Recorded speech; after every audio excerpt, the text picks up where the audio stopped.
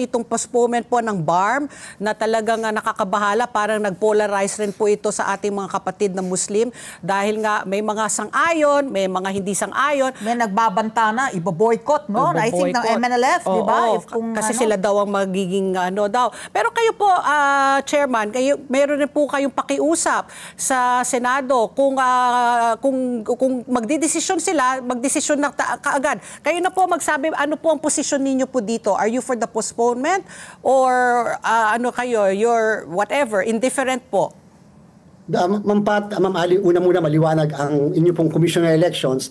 Kami po ay tagapagpatupad lang ng batas. And therefore, sa punto to, kung ano po ang wisdom ng Congress, kung gusto nila i-postpone, so susundod po kami. Kung ayaw po nila i-postpone, handa po kami sa pagkukondak na eleksyon. Yun po ang kadahilanan kung bakit nagtuloy po tayo sa filing ng Certificates of Candidacy na nangyayari ng November 4 hanggang November 9. As of kahapon, nakaka-67 na po, 68 ang nag-file doon sa miyembro ng parlamento. And therefore, para sa amin, medyo successful dahil walang gulo, walang kaguluhan na nangyayari at maayos naman yung nangyayari nating filing. Kaya lang po, Ma'am Ali, Ma'am Pat, kung inyong mamarapatin, alam nyo po, may mga legal issue talaga na dapat ma-resolve. Wala naman po nag-expect ng desisyon ng ating kataas-taasang hukuman na kung saan affirm ang Bangsamoro Organic Law, constitutional.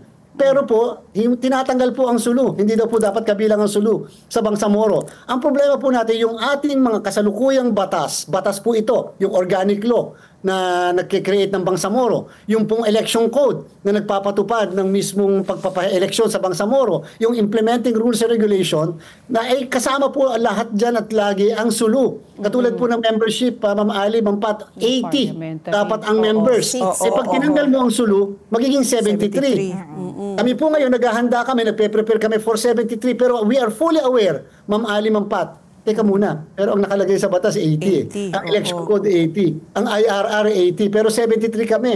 So sa ating palagay, talaga meron magre-raise ng issue na yan. Kaya lang, since ang mandato ng COMELEC ay magpatupad ng election, mag-conduct na election, ay tutuloy kami unless patigilin kami o kaya naman may mag-question at may problema. Pangalawa po, na napakalaking issue. Meron po dyan na 63 barangays na dati-rati ay parte ng North Cotabato. Na ngayon ay kasama po kasi sila sa Bangsamoro.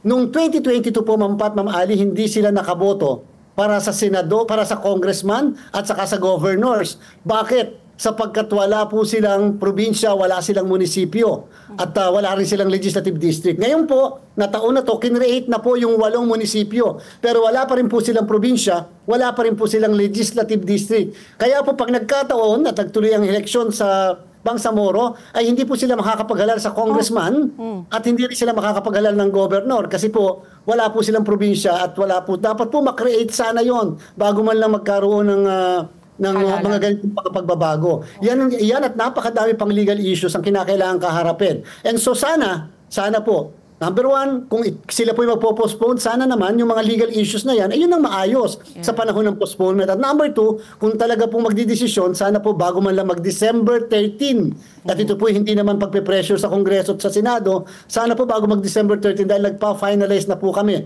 ng listahan ng mga kandidato. Grabe, ang daming problema. Oo nga. December 13 dahil may ang issue po ba yung printing ng ballots?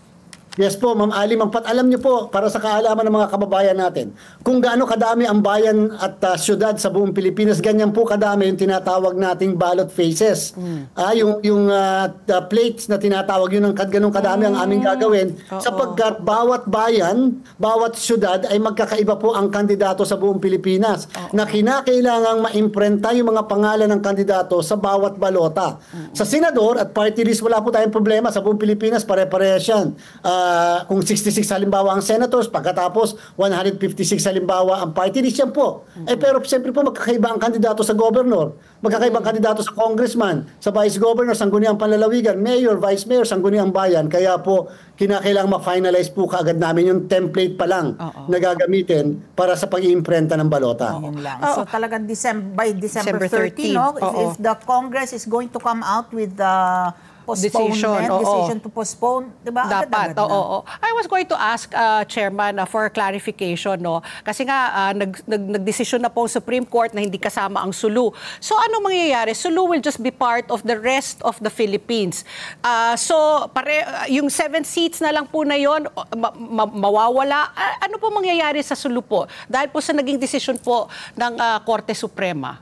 Ma'am Pat, ang isa nga pong issue is tama po yun. Ano mangyayari sa 7? Dapat po talaga sana ilagay siya o isama o magkaroon ng tinatawag na redistricting doon sa Bangsamoro. At yan po ay katungkulan ng parlamento. Subalit hanggang sa kasalukuyan, sa oras na ito, wala po pong distribution ng 7 kung saan ilalagay. At the same time, Ma'am Pat, Ma'am Ali, nakita rin po natin ang logic naman ng kadahilanan ng Bangsamoro Parliament kung bakit hindi pa sila kumikilos sapagkat meron pong nag-file ng motion for reconsideration sa Korte Suprema.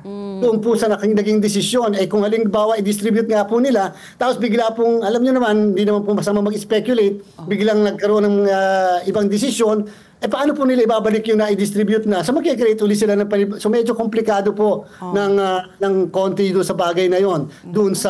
Doon nga po doon sa 7. Dapat po ay parlamento ang mag-create niyan. Yun namang sinasabi kong probinsya kanina, ang mag-create po nun dapat naman ay ang Congress because Congress can create a province because only Congress can create a legislative district. So yan po yung mga komplikasyon. Pero again, ang inyo pong COMELEC ay patuloy kami naghahanda. Kasi napakahirap naman po i-presume na bigla na lang pong baka maya-maya, hindi naman po maipasa talaga yung panukalang batas. Kami naman ang malagay sa alanganin.